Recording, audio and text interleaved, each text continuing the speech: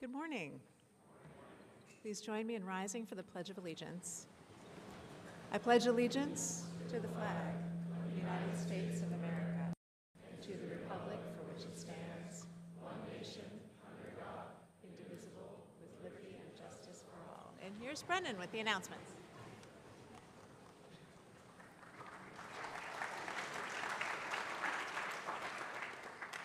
Good morning, everyone. Today is Thursday, September 19th, and it's a white day. Do you love your student ID photo? Do you want that photo to go down in history in the 24 to 25 yearbook? If the answer is no, please be sure to stop by Fuller Hall stage today or tomorrow from 8:30 to 3:15 p.m. to have your photo taken for the yearbook. All students are required to have their photo taken, but ordering photos is optional. Faculty and staff are welcome to stop by at any time as well. For those of you who drive and are still on the waiting list, you are expected to park at the lower parking lot by the baseball field. The last shuttle will leave that area at 7:50 to get you to chapel on time. Student government will meet today in Fuller basement right after school. Please contact Mr. Ryan with any questions or conflicts. Juniors and seniors, Roanoke College is on a campus visit today. Please see Naviance or Mrs. Labowni for details to register. Be sure to check in with your teacher before attending. It's not too late yet. See Mrs. Murphy in Streeter 208 to register for the October 10th Women Can Do Conference. Happy birthday today to Jaden Bunnell. Happy birthday.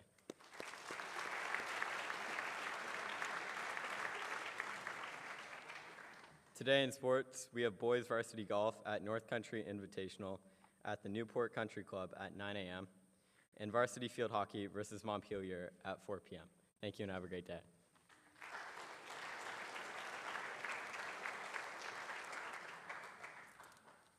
Thank you, Brennan. I have a few late announcements.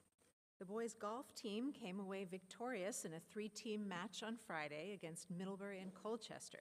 Will Eaton finished on top of the field again, winning his 3rd straight match, and Oliver Johnson, Carlos Sastre, and Bruno Alvarez rounded out the scoring to help lead the toppers to victory. On Tuesday, Will Eaton won his 4th straight match, shooting a 1-under par 34, and the toppers finished 2nd as a team with a team score of 171. Oliver Johnson shot a 45, and Bruno Alvarez and Cal Andre completed the team scoring, each carding a 46. Good job, boys golf. Nice work. And Will Eaton. Nice. Girls went to Cedar Knoll in Heinsberg on Monday to compete in a 9-team match, finishing 4th with a team score of 117. Lorelei Bastris kept her top 10 streak alive as she finished in 9th place out of the 24 golfer field with a 56. And Kaya Kendall also had a strong result, finishing in 12th on statistically the hardest course that they have seen all year. Yesterday, on Senior Day at Orleans, SJA Girls Golf took on CVU, Essex, and BFA. Senior Kaya Kendall played one of her best matches to date and finished in 4th. Her fellow topper, senior Lorelei Bastris, finished 5th, and Justice Drayton Painter finished in 6th. St. Johnsbury lost to CVU, but beat Essex and BFA in the team scoring. Good job, girls golf.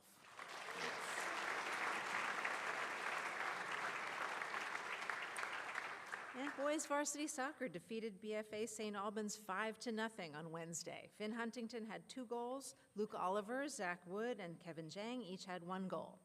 Nate Despathy had 2 assists, and Ryder Smith and Zeke Wahlberg had 1 assist. Derek Stratton and Hugh Casey combined for the shutout in goal. All right, boys soccer, nice.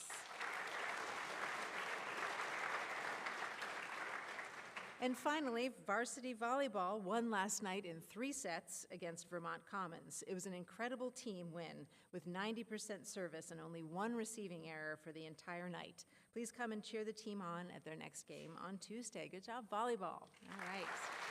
Lots of winning. So today we have 2 acts.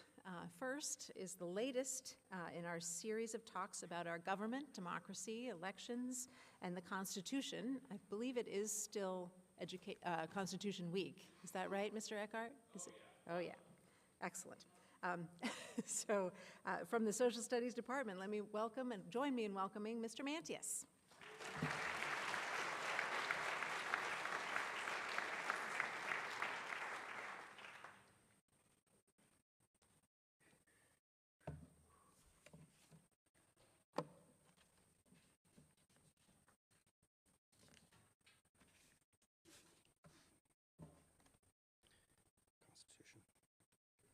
Thank you, Dr. Howell. Good morning, everybody. As you just heard, I'm here from the Social Studies Department to continue our speaker series about the Constitution and the upcoming election. And as it is still officially Constitution Week, I'm going to dig into one aspect of the Constitution and how it relates to our elections. So I recognize that all of you out there, since you were very young, since you were in kindergarten, you've been told what to do. You've been told stand in line. When now that you're older, you're told to get to school on time, told to do your homework. You're told to put away your cell phones. Some of you are in driver's ed right now, and in driver's ed, you get to learn a whole new list of rules. Most of those rules are actually state laws. So my main point today, right here, this is what I want you to remember, is that this Constitution here is not a list of rules for you. This is a list of rules for our government, the people who tell you what to do. And that's a really important idea. So this little thing that Mr. Eckert keeps handing out to everybody is what protects our freedom. This protects our right to decide as a community how we want to live. This thing should protect the fundamental rights of everybody within this country. But this little thing only works if we do our job. And if you seniors who are going to be able to vote in this election, if you do your job. Before the Constitution was made public, someone asked Benjamin Franklin, what kind of government are we going to have? And very famously, he said, a republic, if you can keep it. Know that around the world today, it's not normal to be living in a functioning democracy. According to the Economist's Democracy Index, less than half the people in the world today are living in a democratic state. Our democracy, our freedom, our liberty is not guaranteed. It only exists if we, the people here, hold our government accountable. If we decide it's okay for our leaders to bend some rules because we like the outcome or because it makes us feel safer, we're in trouble. That's happened and is currently happening in countries around the world, like Russia and Hungary. Just ask a journalist in one of those countries about the freedom of the press and whether it really still exists. I consider myself a proud patriot, and by that I mean somebody who believes in those core values like liberty and equality.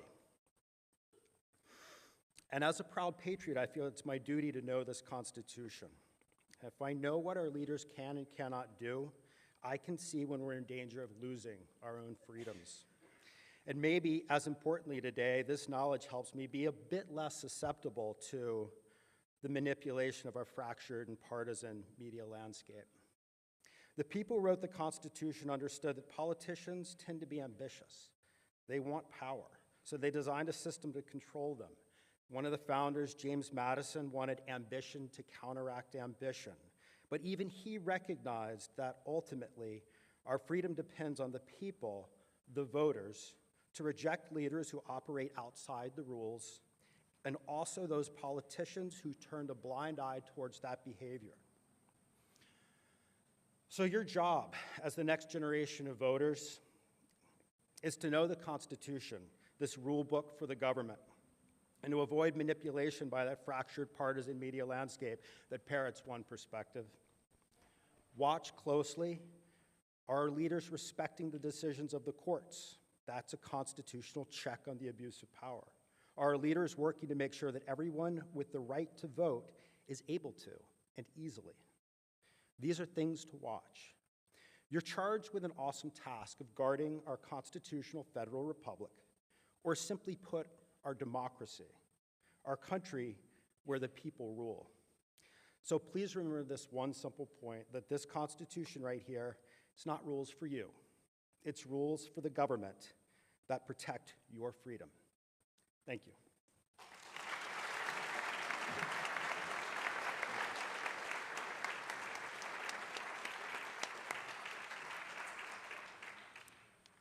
Thank you, Mr. Mantius. A reminder that we will be helping with voter registration here on campus and then providing a shuttle down to the Welcome Center, which is our voting space on Election Day, so everyone who wants to take part in this truly precious process can do so. Now, to talk about a trip to a very faraway United States with 3 electoral votes, let's welcome Mr. Dembski and Ms. Vitides.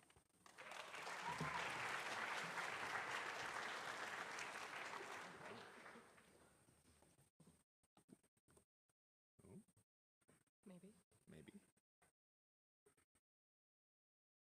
Oh, wonderful. Maybe. Oh, yay. Okay, now we're good. Okay. Hello, everyone. Good morning. So last spring, we talked about taking a group of students to Alaska as just part, we talked about taking a group of students to Alaska this coming summer, but it was really expensive. Unfortunately, it just felt like at the time we weren't going to be able to find a way to make it more accessible to people. But after some itinerary changes and a few other things, we've been able to drop the cost by $1,300. So I've been able to sort of get it down to the point where it's still expensive at $3,321. It is no longer a whopping $4,600 though, so that's fun. Ms. Vitides, do you want to talk about our trip a little bit? Yeah, so when we go to Alaska, which is June 9th to 20th, we'll be going to Anchorage, Homer, and Seward. We'll be staying on the Kenai Peninsula at the, what's it called? Field House? Yeah, there's the Coastal Ecology Center. Yeah. We'll be on the water. There'll be some activity, hiking, glacier climbing, potentially. Yeah. Yeah. So it's still focused on climate change and indigenous culture. We're going to see some glaciers, hike some mountains, raft some rivers, road trip around the Kenai Peninsula, which is kind of this bottom right map here. But we did some significant itinerary changes so it can be much more cost effective for you all. So if you're interested in going, this is a pretty quick window where we're going to see if this trip is still viable. So if you're interested in coming, please stop by Ranger 117, Ms. Vitides' room, at 3:15 today or tomorrow, and then the sort of trip window will close. If you can't make one of those times and you're still interested, just send either of us an email and we can tell you about it. All right, thank you all so much. Thank you.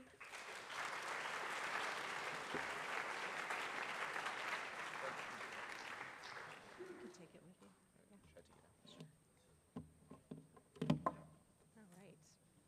So please remember, we have a couple of scholarships available for trips. So please see Mr. Arain in the Caldwell Center if you're interested in applying for one of those.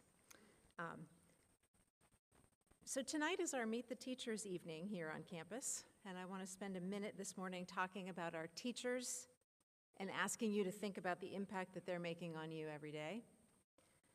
A congressman, speaking about teachers in the 80s, said that of all the important jobs in our society, nothing makes more of an impact on our children than a well-trained, caring, and dedicated teacher.